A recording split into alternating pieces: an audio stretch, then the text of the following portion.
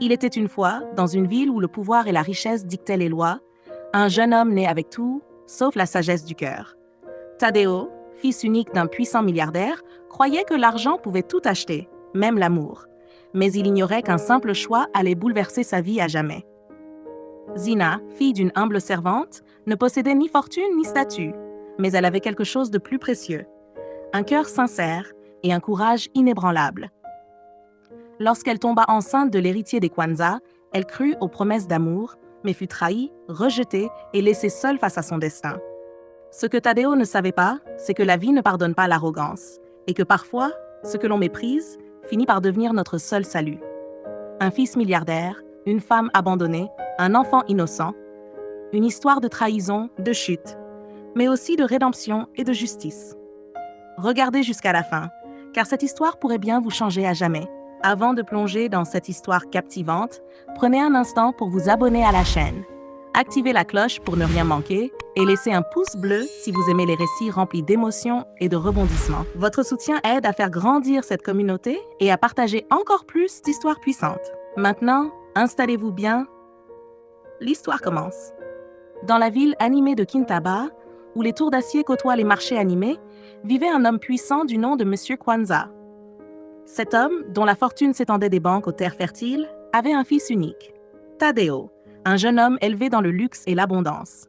Taddeo était beau, charismatique, mais aussi arrogant. Convaincu que la richesse était un passeport vers tous les privilèges, il regardait les moins fortunés avec mépris. Dans cette même demeure travaillait une femme discrète, Amina, une servante qui avait élevé seule sa fille Zina.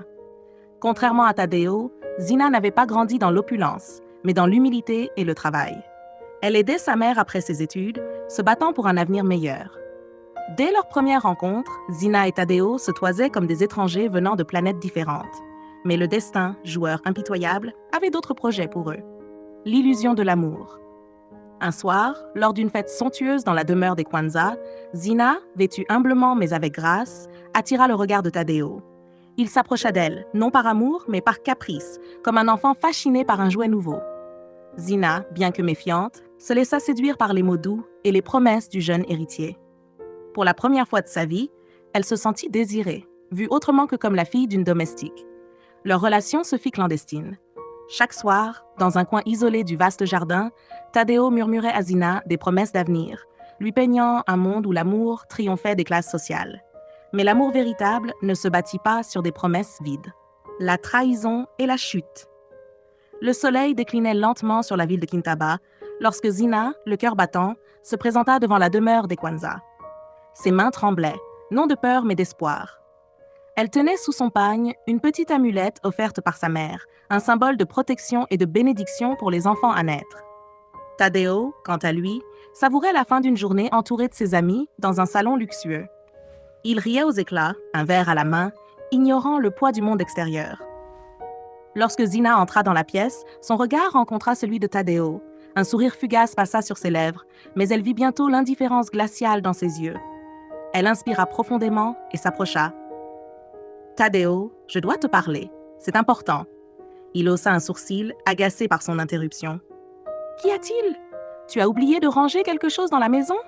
raya-t-il, provoquant le rire de ses amis. Zina serra les poings, mais resta digne. « Je suis enceinte. » Un silence pesant s'installa. Les rires cessèrent instantanément. Taddeo la fixa un moment, comme si elle venait de prononcer une absurdité. Puis, il éclata d'un rire amer. « Quoi? Tu penses vraiment que je vais tomber dans ce piège? Une fille comme toi cherche juste un moyen de s'accrocher à ma fortune. » Le cœur de Zina se serra. Elle avait espéré au moins une once d'humanité, un éclat de l'homme doux qu'elle avait connu dans le jardin, sous la lumière des étoiles. « Tu sais que ce n'est pas vrai, Taddeo. Ce que nous avons vécu, ce n'était pas un jeu. » Mais Taddeo n'écoutait plus. Ses amis l'encourageaient à se débarrasser d'elle, à ne pas se laisser piéger par une domestique. « Tu es venu chercher quoi? De l'argent? Très bien. » Il sortit quelques billets de sa poche et les jeta à ses pieds. « Prends ça et disparais. » Zina sentit les larmes lui brûler les yeux, mais elle se redressa avec fierté. « Un jour, Taddeo, tu comprendras que tout ne s'achète pas avec de l'argent. Ce jour-là, tu pourrais bien le regretter, mais il sera peut-être déjà trop tard. » Elle tourna les talons, quittant la demeure qui avait été la sienne durant tant d'années. Derrière elle, Les murmures et les moqueries s'éteignaient dans son dos comme des flammes mourantes. L'expulsion et l'errance. Dehors, la nuit tombait, enveloppant la ville d'un voile sombre. Zina errait dans les rues, ses pas lourds résonnant sur le pavé humide. Elle retourna vers les quartiers pauvres où elle était née, là où les toits étaient en tôle et les ruelles étroites et poussiéreuses. Mais même ici, elle n'avait plus de place. Sa mère, Amina, fut informée de ce qui s'était passé et accourut vers elle. Lorsqu'elle trouva sa fille assise sur une pierre, le regard perdu dans le vide, elle la serra contre elle avec toute la force de son amour. « Ma fille, tu n'es pas seule. Nous traverserons cette épreuve ensemble. » Mais l'avenir semblait incertain. Amina, qui avait passé sa vie à servir les autres, se retrouva sans emploi, sans logis et sans ressources du jour au lendemain. Elles demandèrent de l'aide à quelques amis, mais personne ne voulait s'attirer les foudres des Kwanzaa en les accueillant. Les jours passèrent et elles durent trouver refuge dans un temple abandonné en périphérie de la ville. C'était un endroit austère où le vent sifflait à travers les fissures des murs, mais au moins, elles avaient un toit. Les premières semaines furent les plus dures. Zina, épuisée, se levait à l'aube pour chercher du travail. Mais personne ne voulait employer une femme enceinte. Elle mangeait peu, sacrifiant ses maigres portions pour sa mère. Chaque nuit, elle pleurait en silence, parlant doucement à l'enfant qui grandissait en elle. « Mon fils, je ne te donnerai peut-être pas la richesse, mais je t'offrirai l'amour, la dignité et la force. » La chute de Tadeo. Pendant ce temps, dans la demeure des Kwanzaa, la vie de Tadeo suivait un cours bien différent. Au début, il se félicitait de s'être débarrassé de ce problème. Il continuait à mener sa vie comme avant, insouciant et entouré de flatteurs. Mais bientôt, les choses commencèrent à changer. Il perdit un gros investissement après avoir été trahi par un associé qu'il considérait comme un ami. Peu à peu, la fortune de son père ne suffisit plus à couvrir ses erreurs. Ses prétendues conquêtes ne l'aimaient que pour son argent et disparaissaient dès qu'il se montrait vulnérable. Même son père, M. Kwanzaa, finit par lui retirer sa confiance. « Tu es un homme irresponsable, Tadeo. Tu n'as pas la sagesse nécessaire pour gérer notre empire. » Le jeune héritier sentit le sol se dérober sous lui. Lui qui se croyait intouchable, invincible, commençait à comprendre la solitude. Les fêtes devinrent fades, les rires forcés et les nuits trop silencieuses. Il repensa à Zina. Il se demanda ce qu'elle était devenue. Une nuit, il fit un rêve étrange. Il se tenait dans un désert, seul, tandis qu'une tempête approchait. Au loin, il vit une silhouette tenant un enfant. Il reconnut Zina et l'enfant qu'il avait rejeté. Il tenta de courir vers eux, mais à chaque pas, le sable l'avalait un peu plus. « Zina, attends-moi !» cria-t-il, mais elle se contenta de lui adresser un regard empli de tristesse avant de disparaître dans la lumière. Tadeo se réveilla en sursaut, trempé de sueur. Un pressentiment s'empara de lui. Il devait la retrouver. Vers un nouveau départ. C'est ainsi que Tadeo quitta la demeure familiale pour la première fois, non pas pour une soirée mondaine, mais pour un voyage qui changerait sa vie.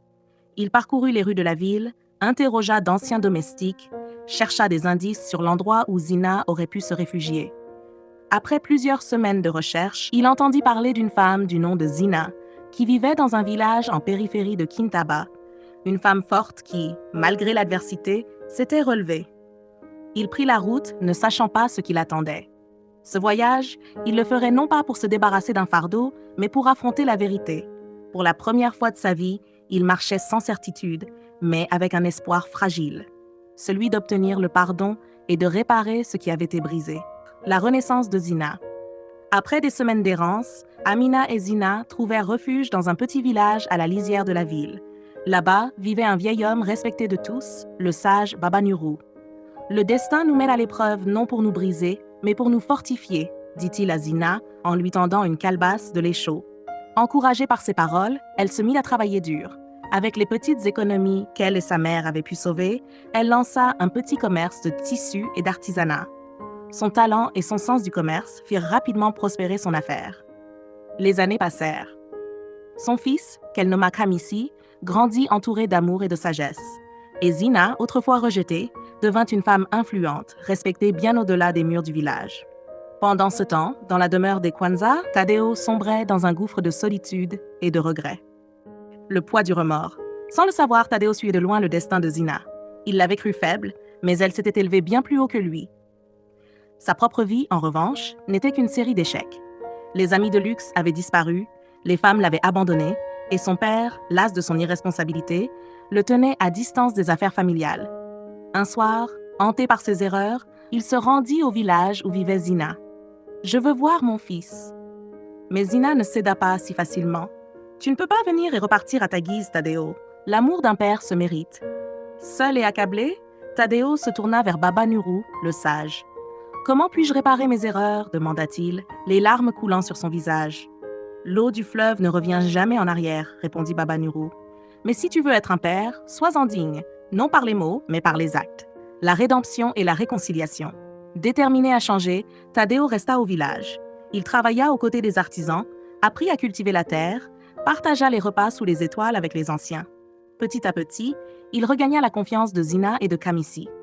Un jour, alors qu'ils étaient assis sous le grand baobab, Kamissi, qui avait jusque-là regardé Tadeo avec méfiance, lui demanda « Dis-moi, pourquoi les étoiles ne tombent-elles jamais du ciel ?»« Parce qu'elles ont trouvé leur place », répondit Tadeo avec un sourire sincère. À cet instant, il comprit que sa place était auprès de son fils, non comme un héritier arrogant, mais comme un homme transformé. Lorsque M. Kwanzaa apprit que son fils avait changé, il vint au village et reconnut ses erreurs. Il bénit l'union de Zina et Tadeo, non pas par obligation, mais par admiration pour la force de cette femme qu'il avait autrefois méprisée. Zina et Tadeo bâtirent une nouvelle vie, non fondée sur la richesse matérielle, mais sur le respect et la sincérité.